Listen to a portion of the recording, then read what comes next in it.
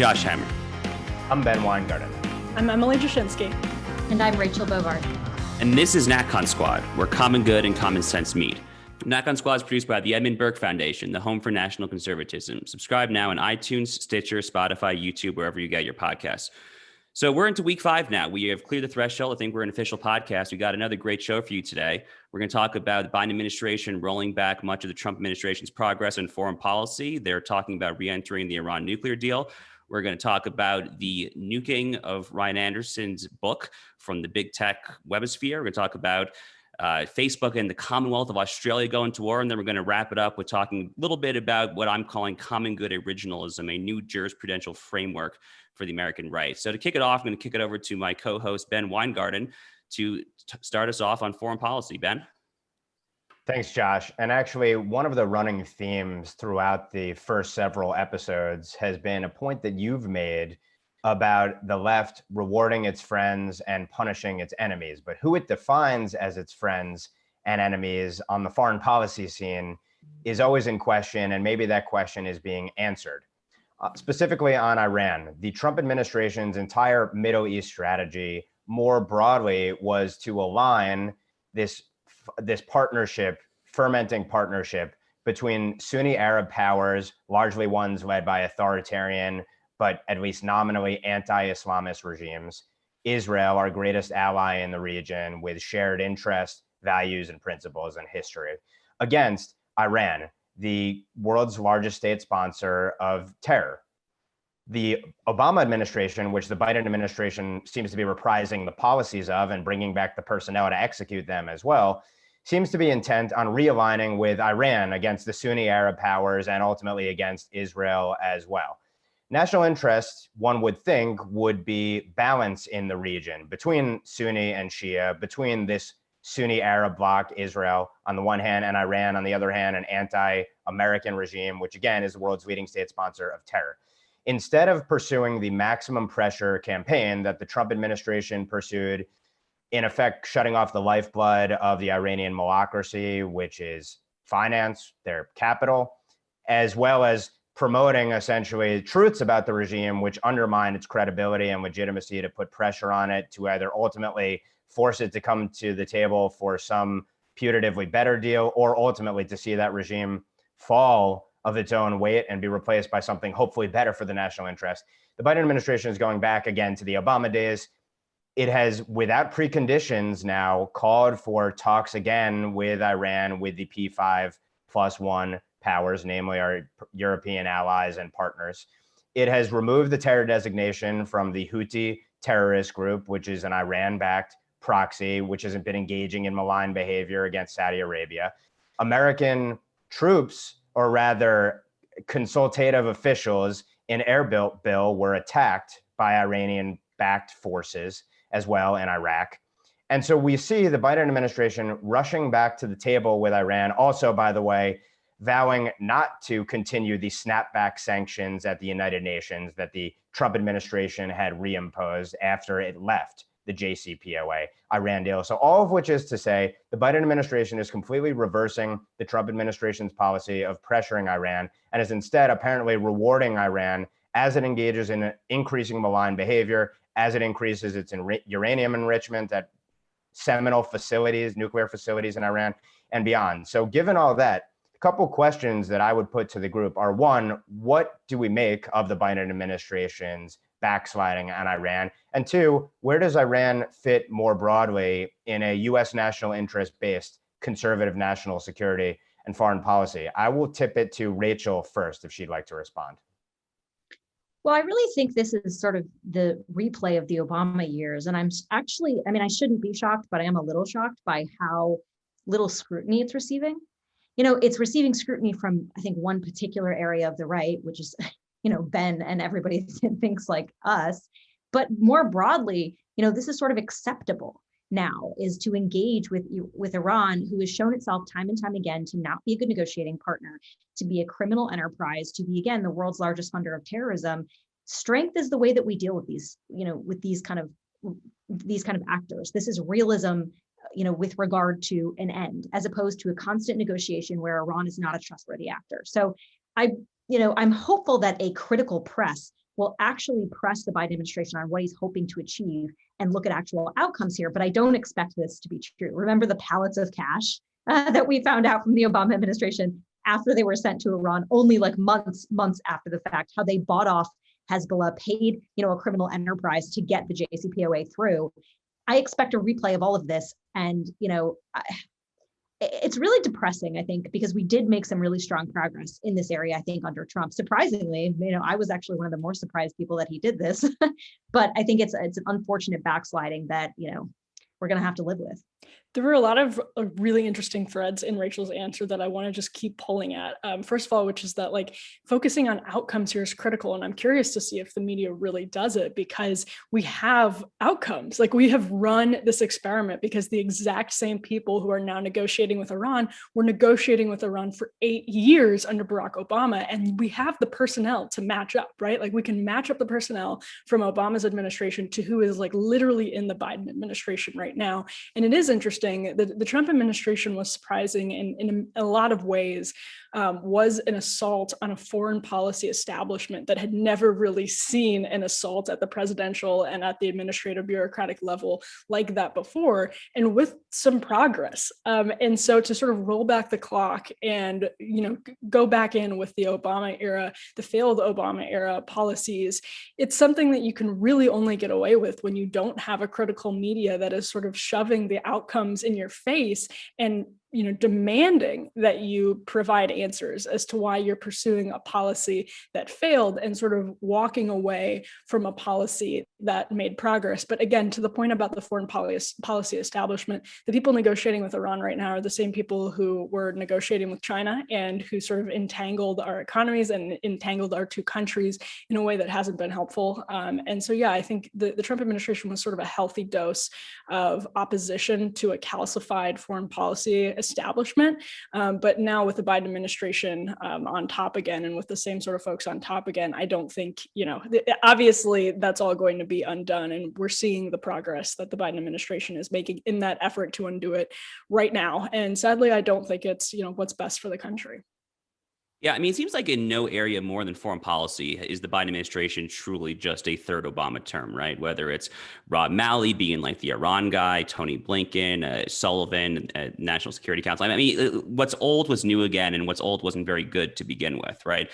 Now, look, when it comes to Iran, I think about, we're recording this on Tuesday. I chatted with a friend last night who served in the Trump administration and was kind of close to the nerve center of a lot of their Middle East policy. I'll obviously keep his identity secret, but we were chatting literally just last night about how are Democrats literally wrong on every single issue in the Middle East. And it's not just Democrats, obviously. There's a lot to criticize about Republican establishment foreign policy going back decades and decades. Obviously, there's a lot to criticize about kind of the neoconservative nation-building excesses of the Bush administration. I don't think any of us on this show are fans of that agenda either. But let's just think about this through a hard-headed, realist kind of national interest-oriented perspective. Iran and Saudi Arabia have a rivalry going back hundreds, arguably thousands of years, of course, right? At least kind of since the Prophet Muhammad. That's kind of the initial starting point for Shia Islam versus Sunni Islam. Why in the world would it ever be in America's national interest in the year 2021 to side with Iran in that rivalry? It just makes no sense in the world. And I'm not trying to whitewash anything that Saudi Arabia did with respect to 9/11 or anything like that. But Mohammed bin Salman is obviously a very kind of forward-looking crown prince there. And Joe Biden symbolically, just a week or two ago, basically said that when he talks with Saudi Arabia, he's not going to talk with MBS. He's going to talk with his father, King Salman. Why would you do that to an ally? Just throw them under the bus like that. And Saudi Arabia is just such a key player in the region for other reasons too. Think about the Abraham Accords. There's no way that the UAE, Bahrain, Sudan, really probably any of these countries would have ever agreed to normalization agreements with Israel had MBS and Saudi Arabia not at least given kind of a tacit sign off. The Saudis are of course, the epicenter of the Sunni Islam world. They kind of run the show for all sorts of historical, cultural, and religious reasons. Anyway, in Democrat foreign policy world, what's up is down, what's down is up. This is kind of an interesting little segue to round out the segment on kind of what a, capital R Republican, what a conservative, national conservative, et cetera, foreign policy agenda looks like.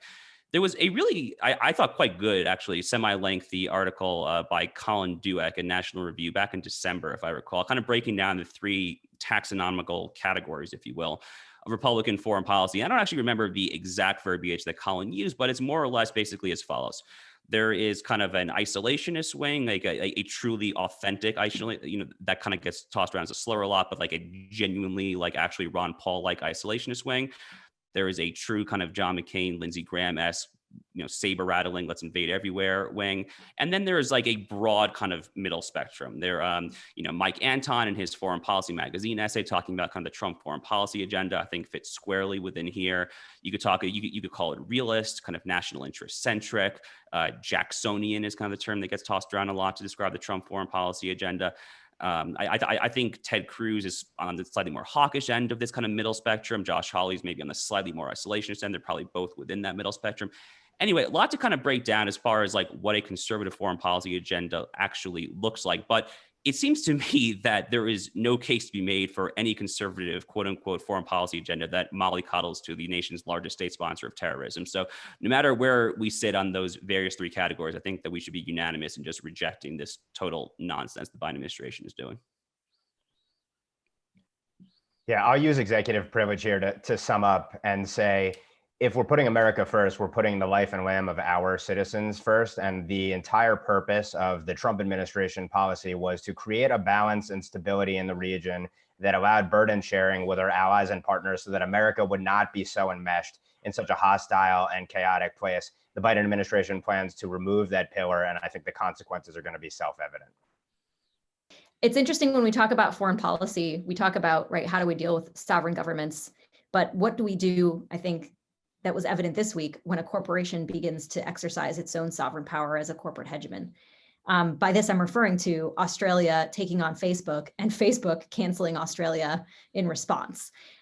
This is something I've written and talked a lot about. When you have corporate power of this magnitude, when it actually becomes, a rival to sovereign governments because it has more resources than the government and arguably more power over the flow of information, which is central to how self-governments, rule themselves.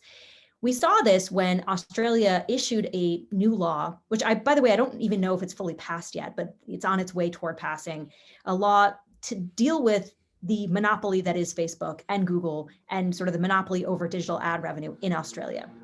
Now, this has been the result of a long investigation by Australia's anti-monopoly czar, if you will. And what he put out was essentially a series of proposals designed to mimic what a good free market should actually look like in digital ads. And so this dispute really involves news publishers versus big tech. And this is a long simmering dispute in almost every country around the world where the news publishers are saying, look, we're going out of business because of two reasons. One, big tech will scrape our content and post it on their own sites, and make money from the ad revenue that way. But then they also control all of the digital ad mechanisms in the marketplace that news media users can use to advertise on their own sites. So news media is dealing with big tech in every possible avenue, and there is no transparency and there's no accountability in that marketplace.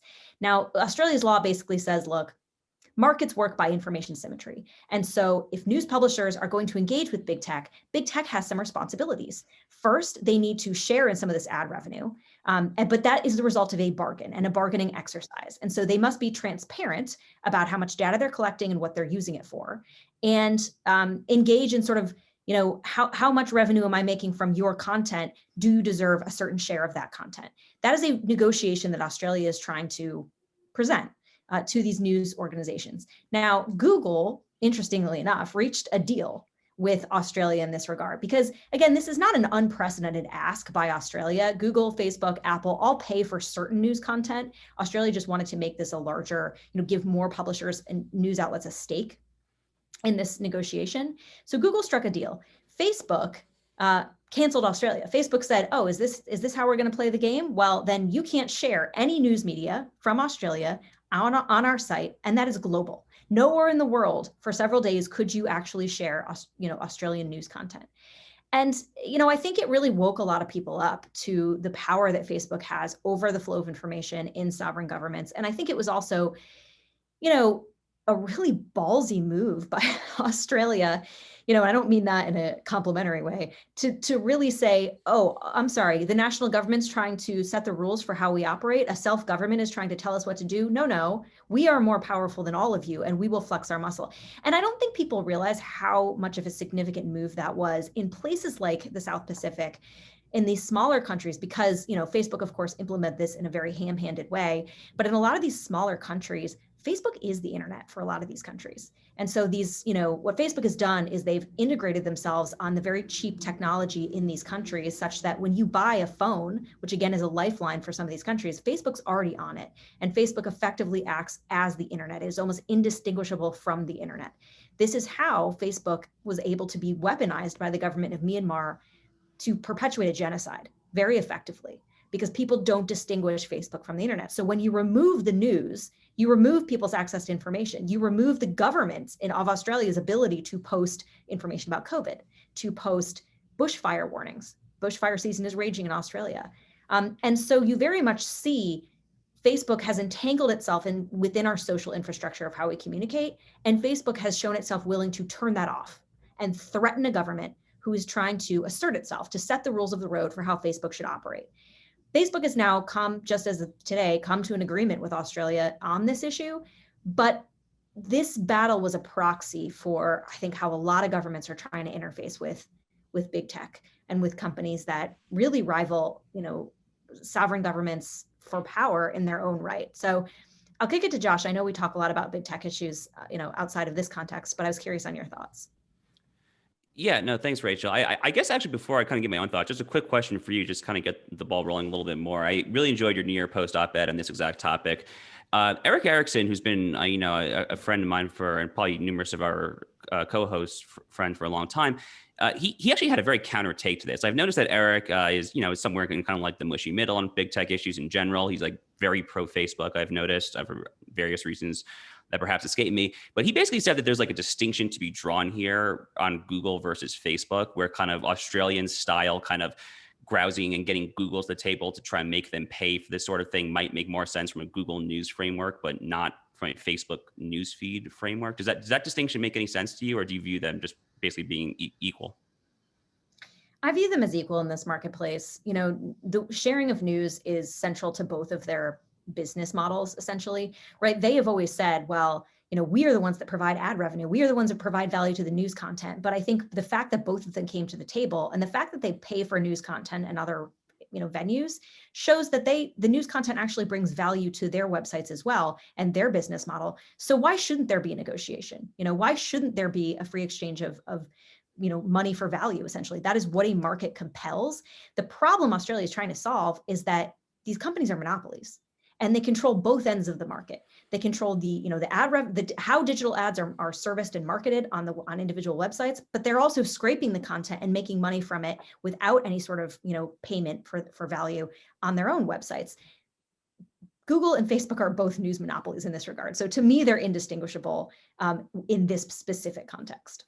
Yeah, it seems to me, we talk a lot about big tech on the show. It obviously is one of the great issues of our time, and perhaps a particularly kind of pressing issue, especially from a national conservative perspective.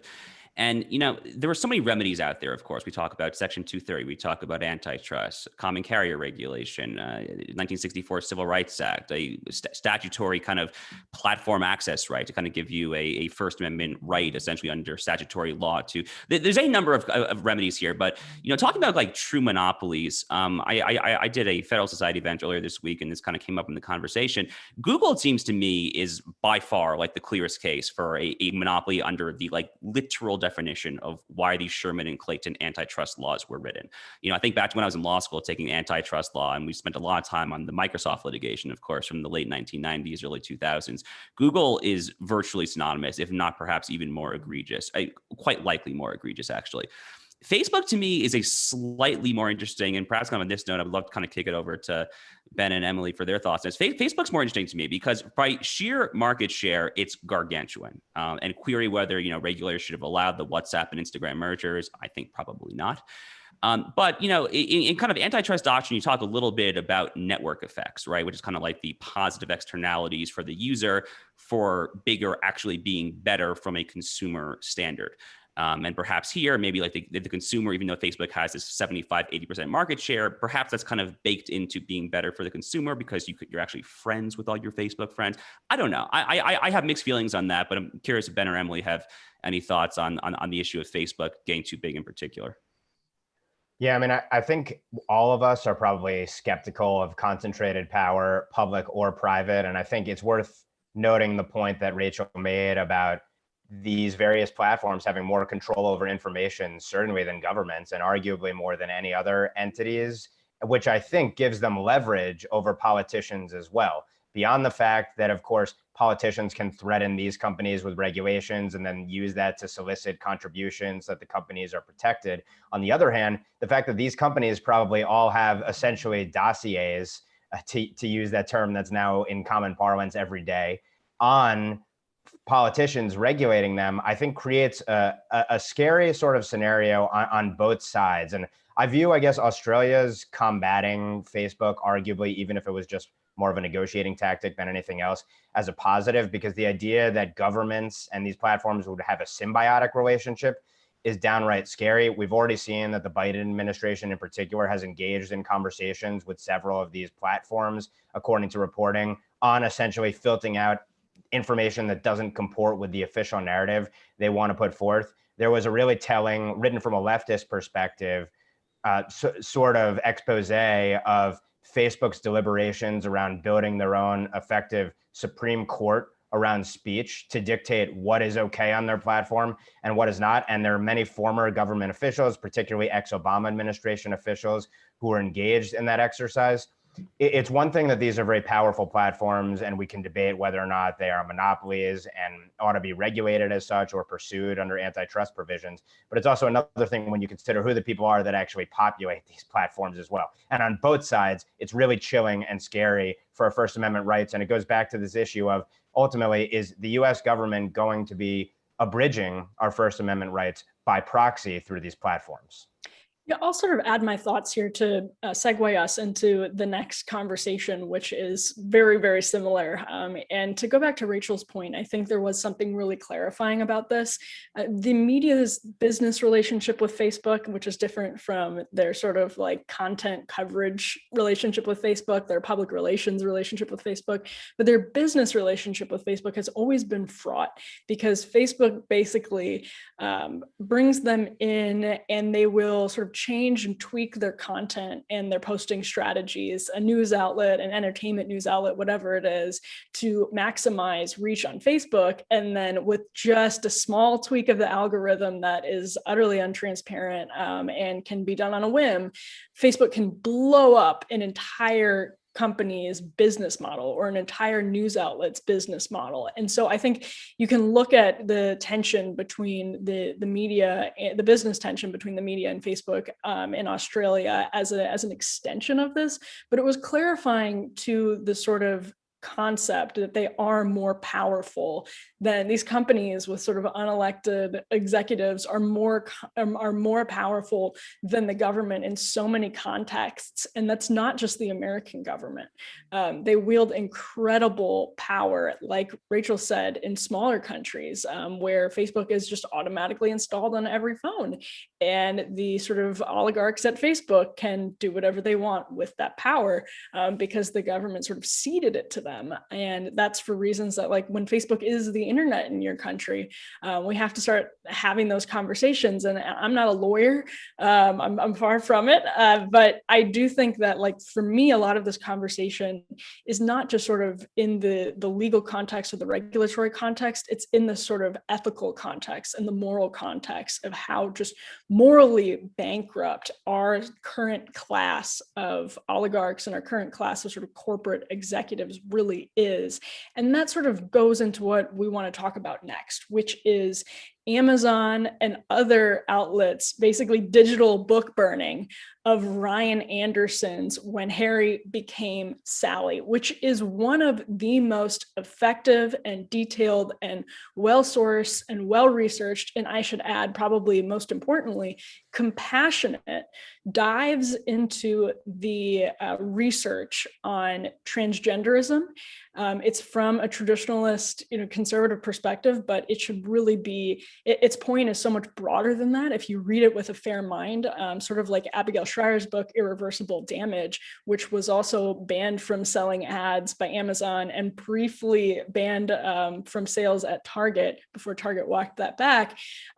These are really fair-minded, well-researched, reasonable pieces of journalism and reasonable pieces of scholarship.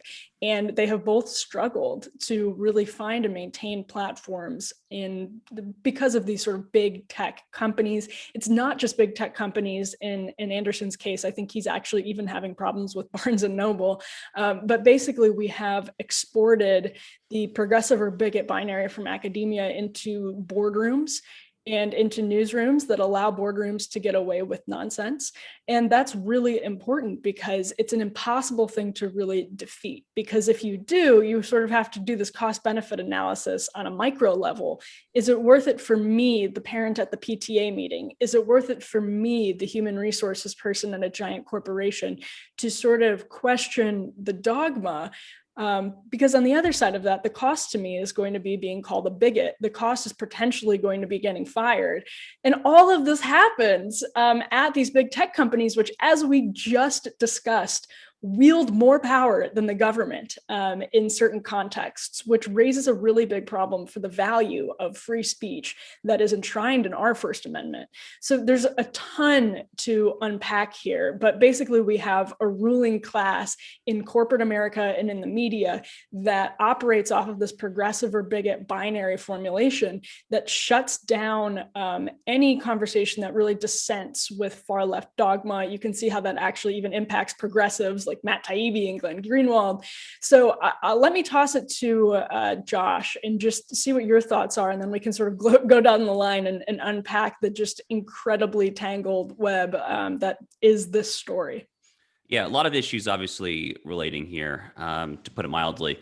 Amazon is a company that perhaps we don't really talk about often enough when it comes to big tech. The conversation oftentimes tends to focus on Google and Facebook and Dorsey. Those are kind of the CEOs that often get kind of dragged out before the various Senate committees to testify and whatnot. It was obviously Amazon Web Services that was kind of ground zero in kind of the collusive nuking of Parler. Obviously, we see what Amazon has done here. Ryan Anderson's book, Rachel has written quite a bit, and she could touch on here if she wants to about Amazon Basics, kind of like home products and kind of their anti-competitive practices in that respect as well. So there's obviously a big tech angle here.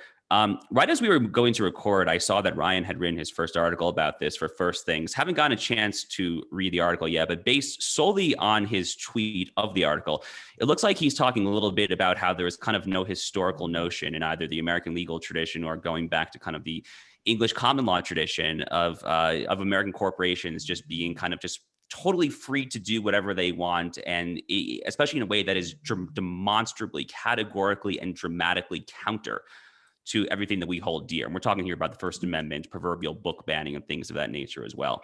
Our friends at American Compass, Oren Cass's group, do a lot of work talking about kind of corporate accountability. What is the purpose of a corporation? What should the purpose of a corporation be? There was a really interesting dialogue last summer between Andy Puzder, the fast food CEO, and Patrick Deneen, the Notre Dame law professor, on this exact topic. And it seems to me that we're, slowly upward. There's a lot of intellectual ferment on the right. We'll talk about that a little bit in kind of the next segment, of course. But there's a lot of kind of like more classical liberal versus kind of national, common conservatism stuff going on here. And the purpose of the corporation, I think, is a large part of that. And that seems to be kind of what Ryan's initial take is here. Is there a way to kind of hold these actors accountable, not just through 230, antitrust, all the kind of various big tech remedies that we throw about, but also through kind of more classical conceptions of corporate law, of trying to rein actors in line and make them ultimately accountable to the public or the common good, or at least make them accountable in a way that they are not actively destroying, symbolic First Amendment protections, the likes of which we hold dear, the likes of which we frankly fought a revolution, arguably, in the first place. So really just a lot to unpack here. The transgender issue, just on a substantive note, is obviously just a totally fraught issue. I have so much respect for the likes of Ryan Anderson, Abigail Schreier, and those like them who speak out so courageously, especially when it comes to, quote unquote, transitioning of teenagers, of little girls, et cetera. Really just terrible stuff, honestly. Obviously, the Equality Act is before Congress. So there's just all these issues just seem to be kind of colliding at once. It's really enough for a whole show. But before I ramble for too long, Rachel, curious if you have any thoughts on the Amazon front in particular, or just kind of in general about all this. And also, Rachel, in the context of the Equality Act being debated in Congress and is something that could legitimately pass. Yeah, I think, you really are seeing sort of the transgender agenda aggressing from any number of avenues, in Congress, in private power, in all these areas. But I do think, broadly speaking, something, Josh said reminded me of a statement I heard Roger Scruton make one time, where he said, freedom is not a set of axioms, it's an evolving consensus. And this to me sort of reflects where we are in this moment on the right, where we've always defined freedom in a very specific way, which is, the only threat to freedom is the government. Big government is the enemy. When we get power, we eliminate the government because it's the only conceivable threat we can witness. But I think what we're experiencing now is corporate power at a level that we've just never seen, an unprecedented level to crush the conception of our liberties. Now, libertarians fight me all the time. The corporations can't put you in jail, the government can put you in jail, and therefore, ergo, it's the only real threat to liberty. But to that, I would say, the government can put you in jail, but you have rights. You have rights when that happens to push back. When a corporation can collude with other corporations to deplatform you from public life, you are done. You have no recourse. You have no ability. When these corporations can, as we've seen Amazon do now to Parler, rip the guts of capitalism away from anyone they don't agree with, to be able to say, you can't make money in this country. You cannot access, the ladder you need to climb to be a successful business. That is a level of threat that we've never seen before. So I think the evolving consensus of freedom is happening right now, and the right has to determine how they want to respond to it. Now, with the Equality Act in particular, this is a very real threat, I think, to how we live our lives. So if you conceive liberty and freedom to be the ability to make choices about, your girls participating in sports with other biological girls, your young female child not having to change in a locker room next to, a man who identifies as a woman, these are very real, threats to how we live together and how we conceive of one another. We're not even speaking the same language anymore.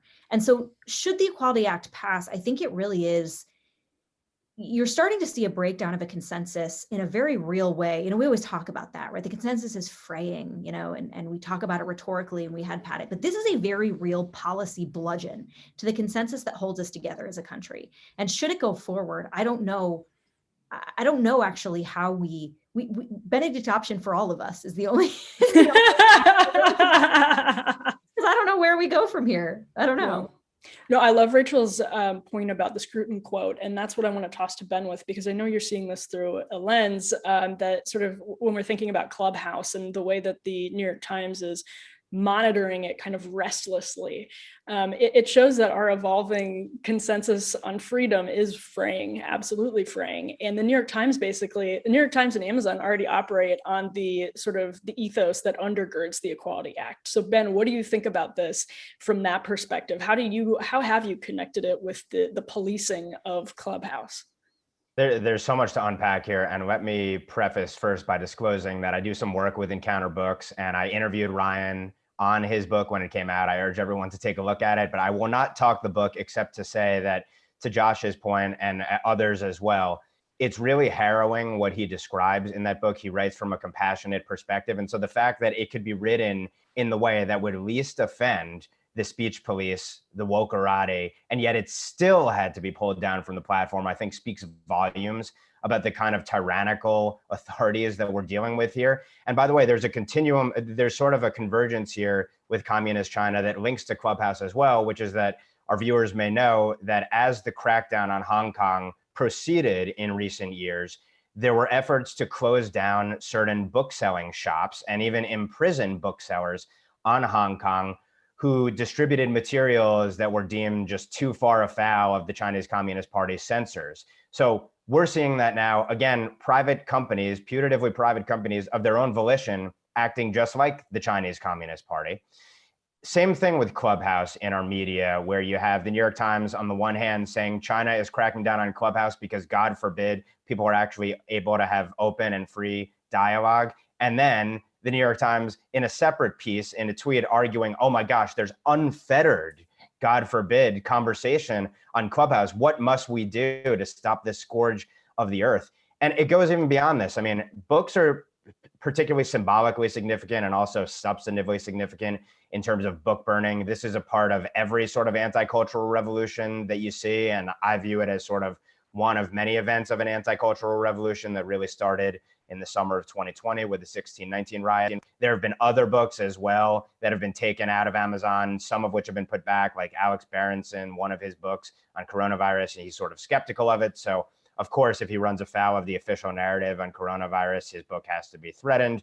Even people in the publishing industry themselves who take a line that's deemed too Trumpist, essentially, they're finding their livelihoods impacted. And then we have the even broader issue of the anti-free speech people in the media, policing. We have the government now, a couple members of the House before we went to shoot today, calling on up to the stand any number of cable companies as well to question, why is it that Fox News and Newsmax and OANN are carried? Don't you have a moral and ethical responsibility, ironically, not to essentially host them? So this really goes to, can you have dissenting opinion in America or not? Who gets to determine it? And what are we going to do to the extent all the commanding heights conspire to say, no, we are the only ones who are allowed to have a voice and there can be no dissenting opinion?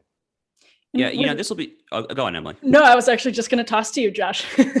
Yeah, so this will be a perfect segue to the final segment, but just to kind of put a little ribbon on top of the previous segment, I think back to when I was a Senate Judiciary Committee intern for Mike Lee, my first year of law school summer. And this was the summer of 2014. And the Democrats had introduced a constitutional amendment. I still recall the title. I think it was SJ Res 19.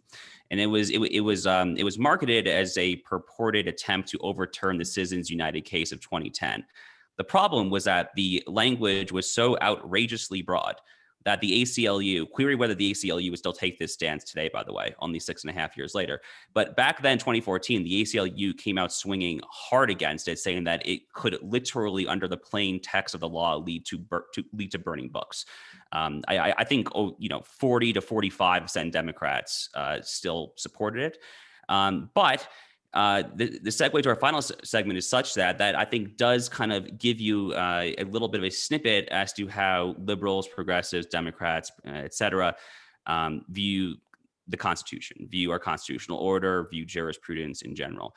Now, from one perspective, the topic of kind of conservative jurisprudence and what it says is kind of a possible proxy for conservatism in general.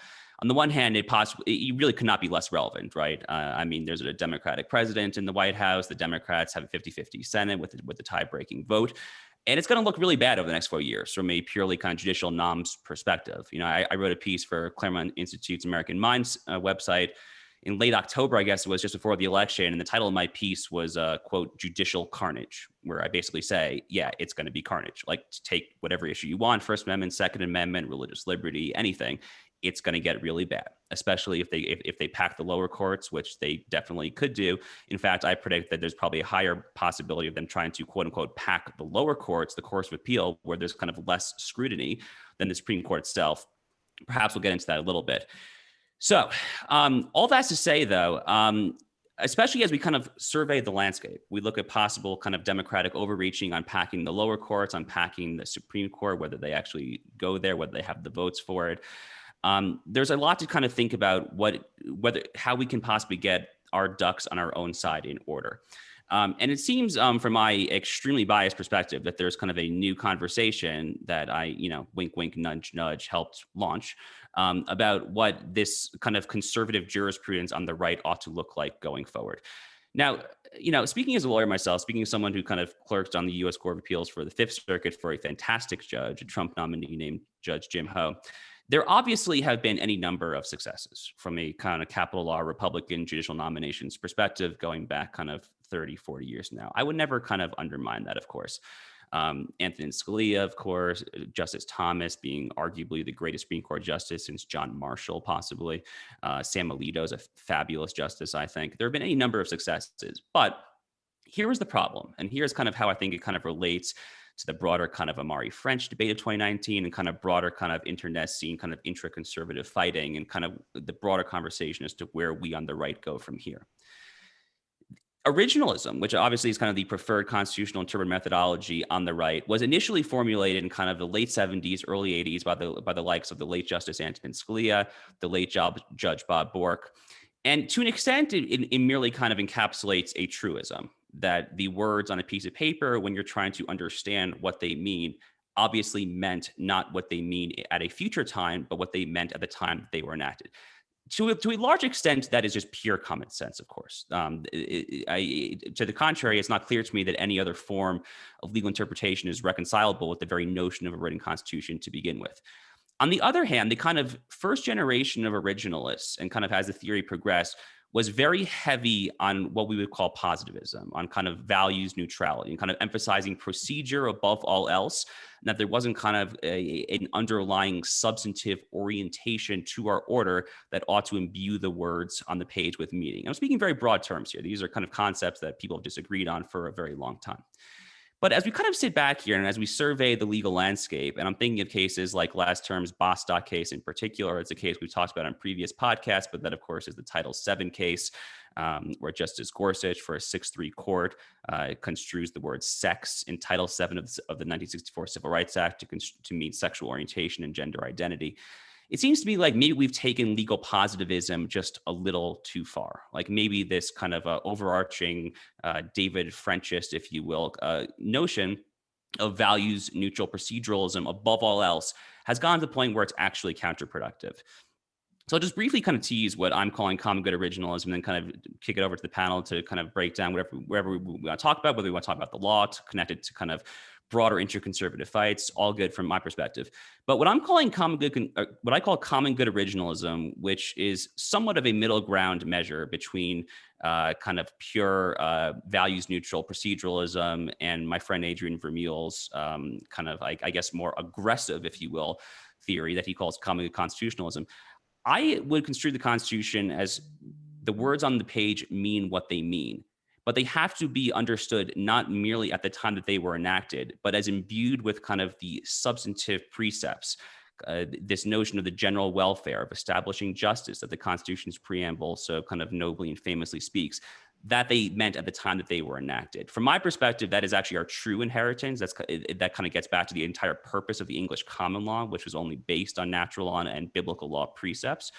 And to me, that's kind of the jurisprudence of the early American Republic, of John Marshall, Joseph Story, and many of our great luminaries. So anyway, I have really kind of alienated probably 95+% of my fellow Federal Society members with this little project that I'm on for having the gall to kind of be so heretical. But anyway, I'll just kick it over to the panel just on the very final point that I just don't think values neutrality is conservative at a fundamental level. We have to be oriented towards something. What are we if we don't have a substantive vision of the good? What is conservatism? What are we trying to conserve? Are we trying to conserve the purely liberal order, or is there something a little more to that? So on that kind of a vague and broad open-ended note, happy to kick it over to anyone who possibly has thoughts.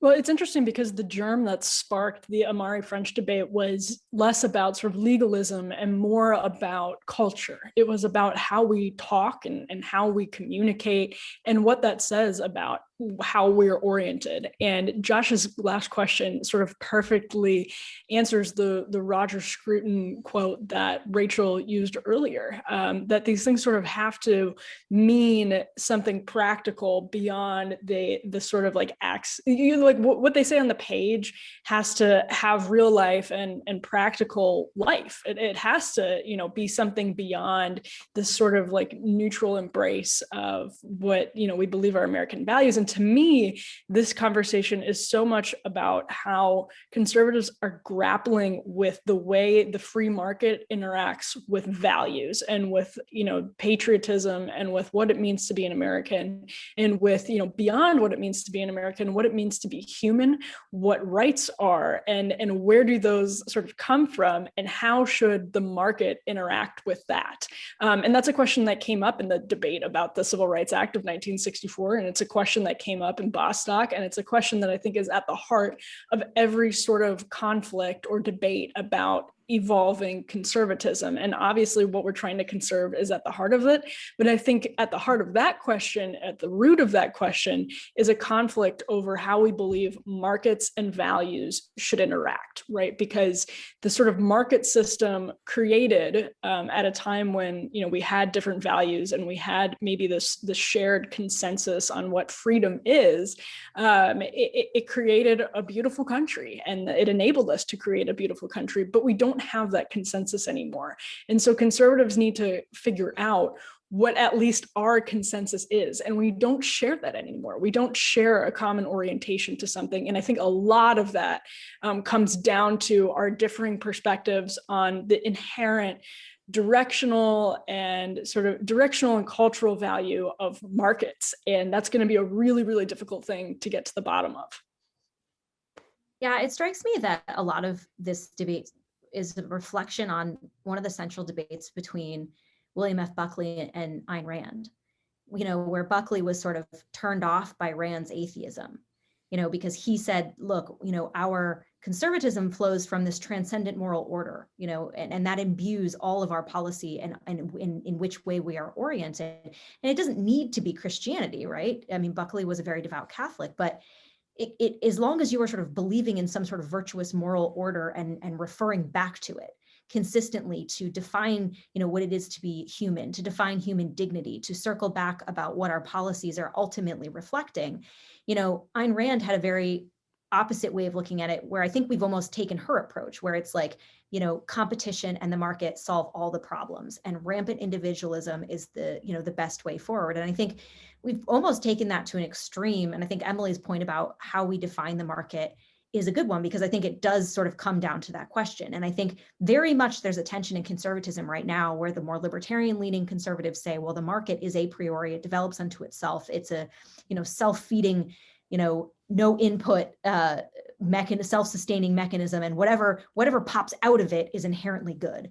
Where I think more traditional conservatives are saying, no, actually our markets reflect the policies that we implement. We construct our markets to act in certain ways and prioritize certain things. And that right now is, I think, a central dispute for conservatism as it follows, or it finds its direction forward. But the last 30 years or so, I think, has really been defined by kind of the Ayn Rand objectivist, you know, maximizing individual freedom is the highest good, where in some cases I don't know that that is true.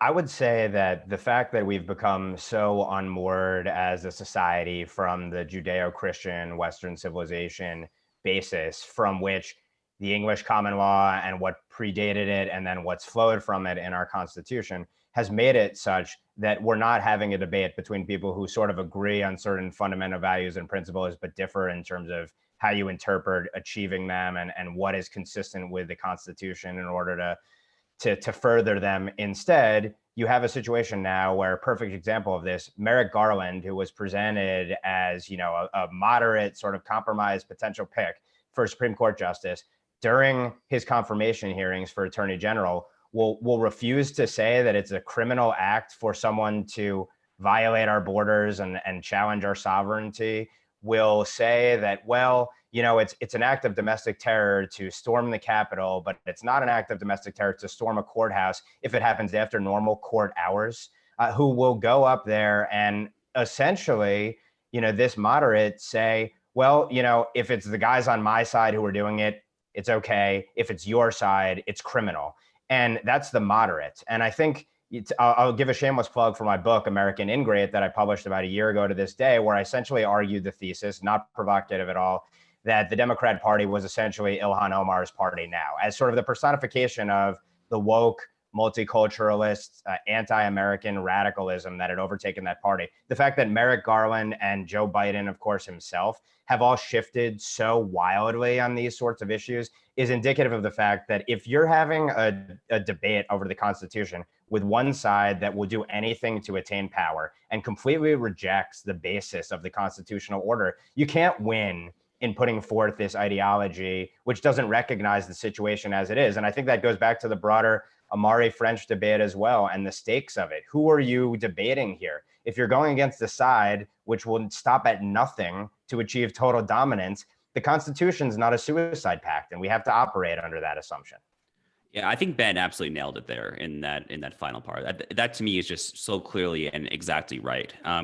So much of kind of the values neutral procedure above all else crowd, we are just constantly, or I guess I should say, they are just constantly trying to fight with one hand tied behind their back at all times. And that's kind of like an overused, perhaps overwrought analogy, but it's nonetheless true. And like my most recent Common Good Originalism essay, which came out at Ryan Anderson's public discourse website last week, actually, when I started tweeting it out, a lot of people were saying, like, in response, oh, you're trying to forfeit kind of the high grounds here. And you know what?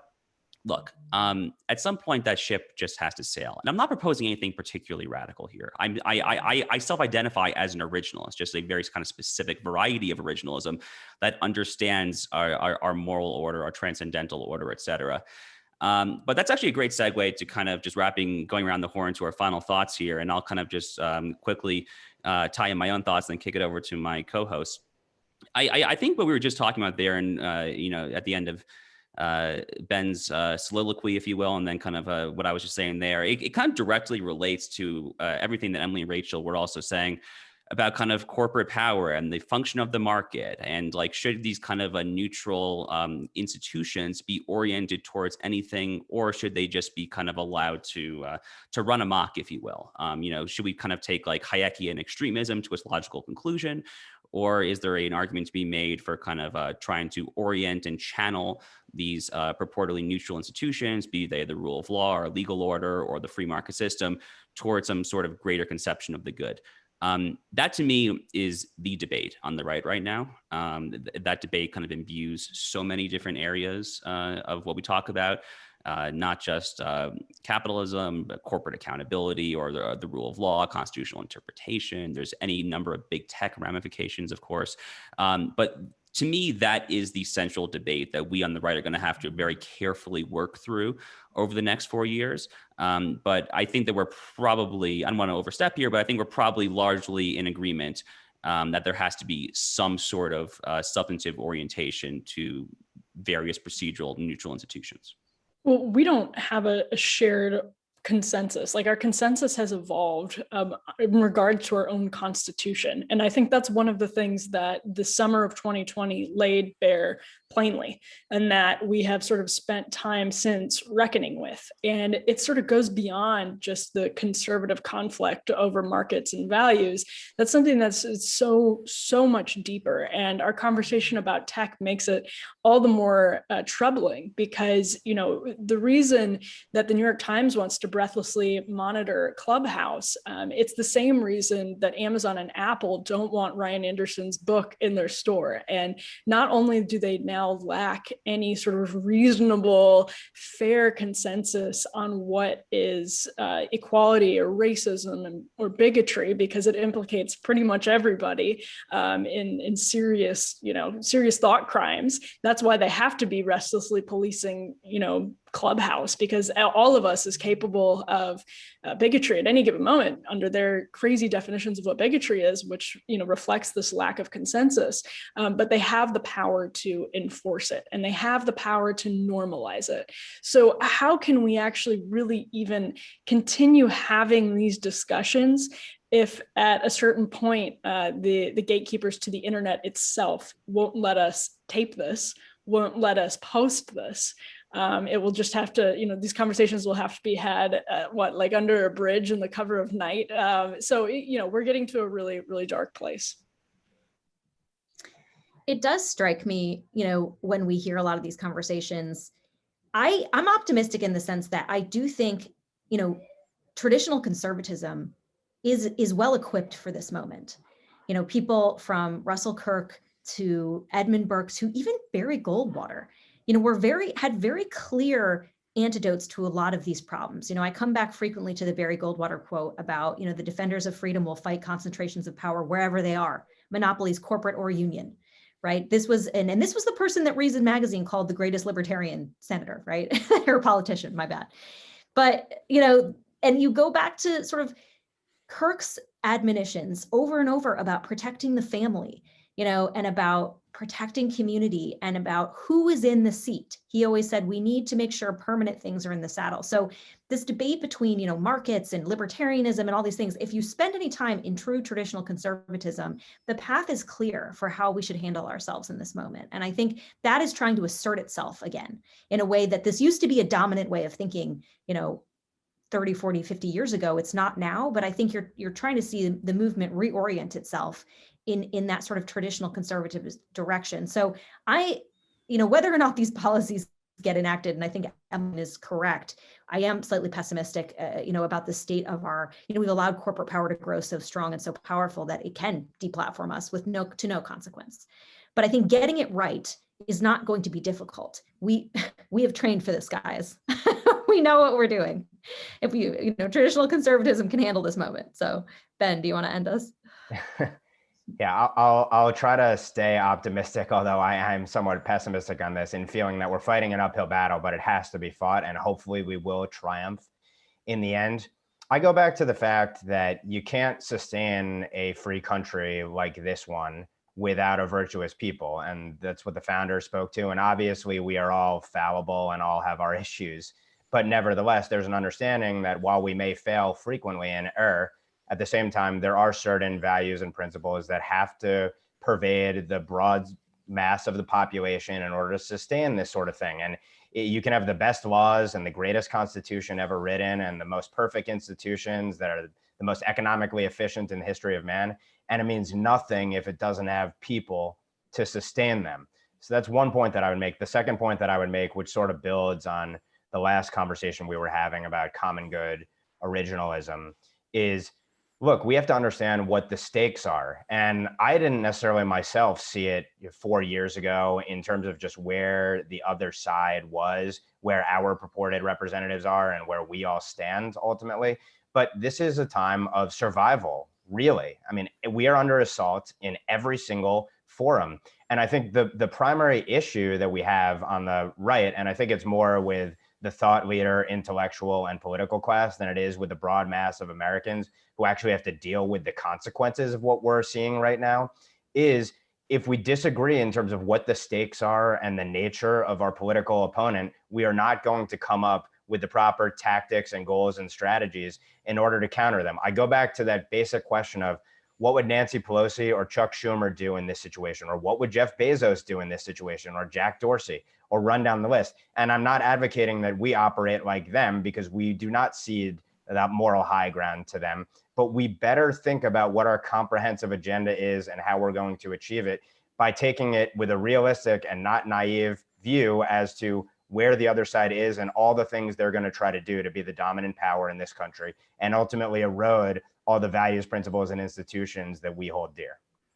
So I think that's exactly right. Ben just very aptly laid out our problems, but I will end it on a slightly optimistic note and just say I think Rachel is also correct that our own tradition actually has the tools available to fight back against this problem. We just have to rediscover it.